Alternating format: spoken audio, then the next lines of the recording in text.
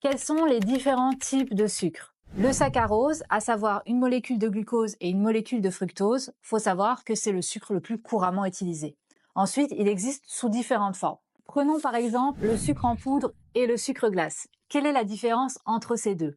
Les deux sont issus de la betterave sucrière et finalement, c'est la même chose, si ce n'est que le sucre glace est broyé plus finement et qu'on retrouve parfois de l'amidon dedans pour éviter que ça ne s'agglomère. Ensuite, on parle de sucre roux, de cassonade. Quelle est la différence? La cassonade est un sucre roux, mais le sucre roux n'est pas forcément de la cassonade. Le sucre roux, c'est la grande famille. La cassonade est issue de la canne à sucre et a cette teinte légèrement bronzée. Et vous avez ensuite des sucres roux qui peuvent être obtenus à partir d'un sucre issu de la betterave sucrière. La vergeoise, par exemple, c'est un sucre blanc qui a été recoloré. On a cuit le sirop de betterave pour obtenir cette teinte, soit blonde, soit brune, selon le temps de cuisson.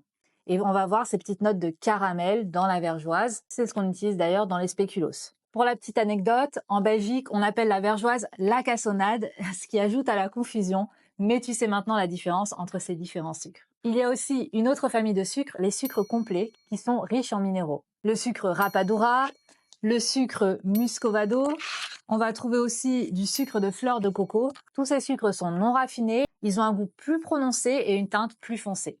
Et le sucre, ça sert à quoi?